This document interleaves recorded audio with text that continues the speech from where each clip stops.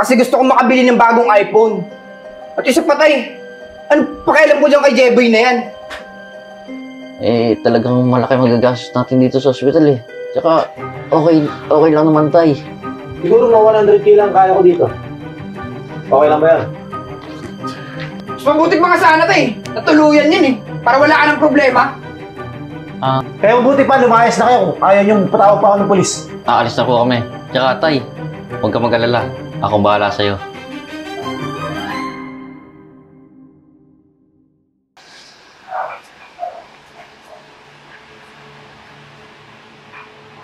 Hindi na ako selfie na ito. Papalitan na din to. Nak. Baka pwede ko naman munang mahiram yung pera. Kailangan ni Jeboy eh. Kailangan niyo maoperahan. Wala na kasi akong malapitang iba eh. Tay, di ko pwedeng ibigay sa'yo yung pera na to.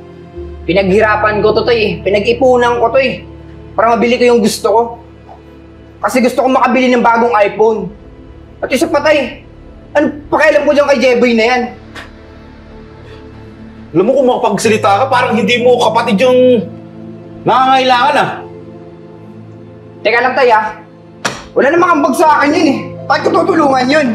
Mas mabuti pa nga mawala yan eh, para wala ka ng obligasyon. Di ba? Tapos yung problema mo. Narinig mo ba yung sinasabi mo? Ha? Parang hindi ka kapamilya dito ah. Nakakalimutan mo. Ako nagpalaki sa inyo. Tsaka, hindi naman ibang tao yung nangangailangan ah. Ayun na nga tay eh. Di ba tatay ka? Dapat kayo gumawa ng paraan kung paano mapagamot si Jeboy. Hindi yung sa akin ka manghihingi ng tulong. Tay, kung ayaw mo makarinig sa akin ng masakit na salita, sa iba ka na lang manghiram. Mas mabuti pa nga mamatay na yung lintik na yan eh. Alam mo, sana hindi mangyari sa'yo nangyari kay Jeboy.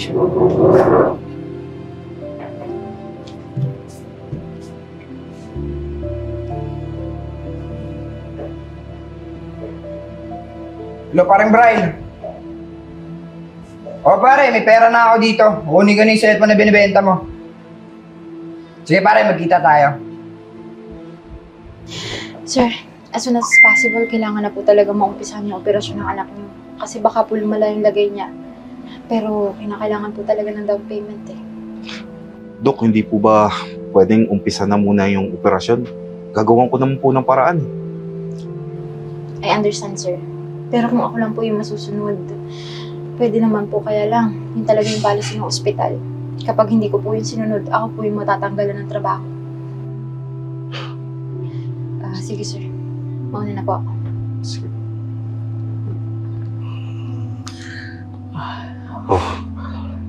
Nak, huwag ka na munang kumilas.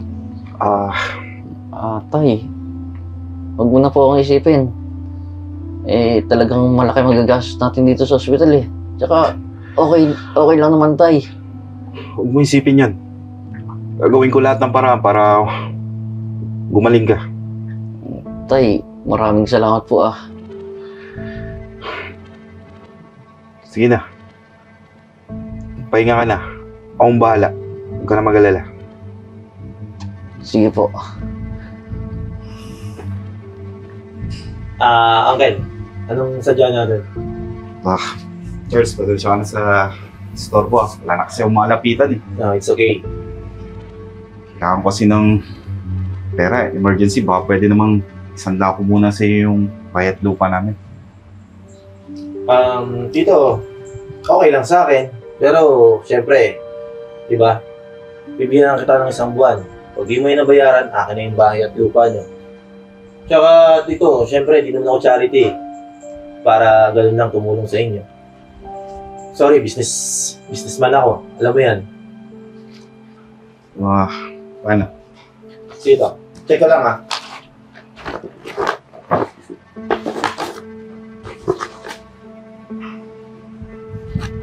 Square meter lang pala ito, Tito. Siguro mga 100K lang kaya ko dito. Okay lang ba yan? Sige, okay na yun. Kailangan talaga eh. Minsan mo kasi, kailangan mo operahan eh. Sige, ito. Wala kang pera sa loob ha. Ikaw kita dyan.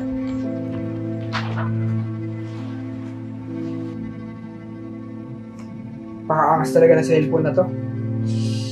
Buti na lang, nabili ko na to.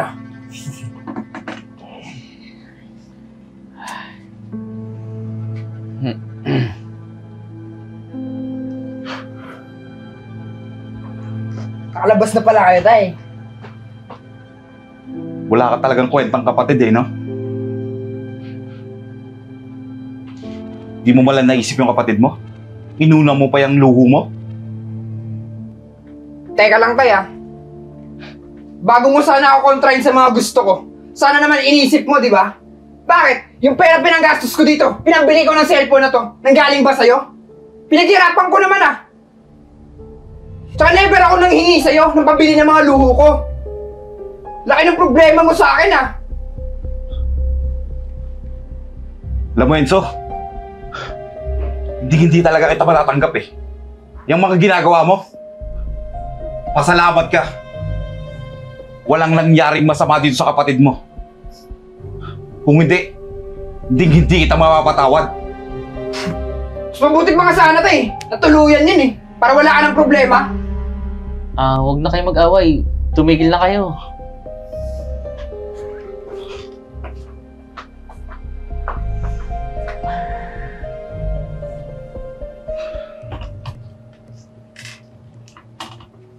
Pare, mabuo ka.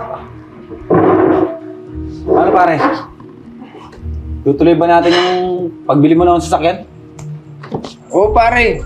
Tsaka binibilang ko lang tong kung kompleto na ba yung perang pambayad dun. Sige. Eh, pare, baka pwedeng check mo muna yung ano nun. Kung may sira ba o wala. Ako ang bahala doon, pare. Paano? Ayusin ko na yung mga papel ng sasakyan. Sige, pare. Balikan kita dyan. Balita mo agad ako. Eh pare, tawag na lang sa iyo. Hoy Lorenzo! Asa yung magaling mong ama? Hindi ko alam eh. Lumabas sila ni Jeboy eh. Anong klaseng anak ka? Hindi mo alam kung nasa yung tatay mo. Hindi naman nagpapaalam eh pag umaalis eh. Ganun ba? Kunin mo yung mga gamit mo. Bakit kukunin namin, Vincent? Lumayas ka dito. Ha? Anong ha? Basta mo yung gamit mo. Teka lang, antayin ko muna sila tatay. Aba, umaantay, sinabi ko, igayak mo yung gamit mo at lumayas ka dito. Ito pala yung magaling mong ama eh. Charles, sandali lang. Pwede namang bigyan mo kami ng mahaba-habang panahon pa para makapag-prepare. 2 linggo na yung sumobra. Tito, nag-usap tayo ng maayos, di ba? At saka, ano to? May pera naman pala kayo eh, pinagtataguan niyo ako? Ayun, ang daming pera ng anak mo.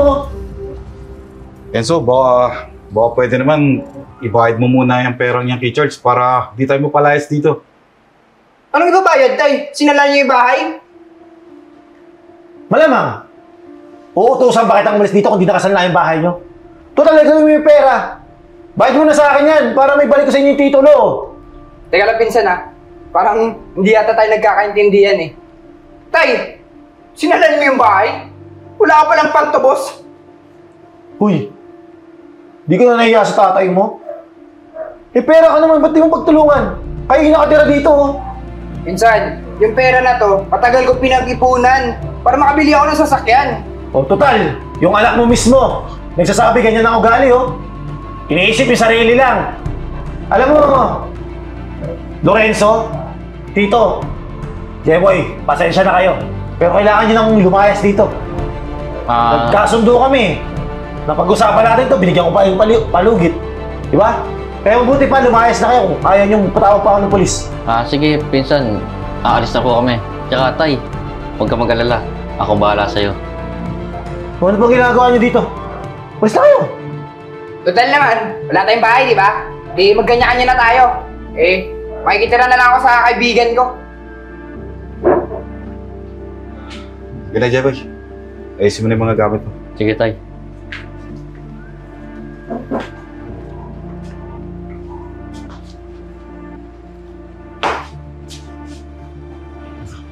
Ikaw lang, Jeboy. Di ba bahay ni Charles to? Ang ginagawa natin dito? Tay, kalma ka lang. Di ba nga sabi ko sa'yo, akong bahala sa'yo? Buti naman, nakarating na kayo, Tito. Jeboy. Pasensya na nga pala kanina, ha. Parang medyo sumobra ako dun, eh.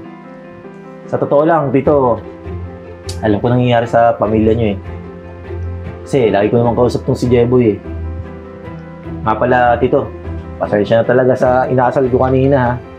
Gusto ko lang talaga mapatunayan kung ano yung galing ng isang mong anak. Tito, alam mo naman, di ba, ang laki ang utang na loob ko sa inyo. Lalo na sa'yo. Kung di dahil sa'yo, hindi ko mararating kung nasan ako ngayon. Tsaka, Tay, pasensya ka na, hindi ko agad nasabi sa'yo. Kasi ayaw ko nang makasama yung kapatid ko eh. Sa totoo niyan, Tito, yan si Jeboy. Tinalungan ko yan kung paano kumita sa online.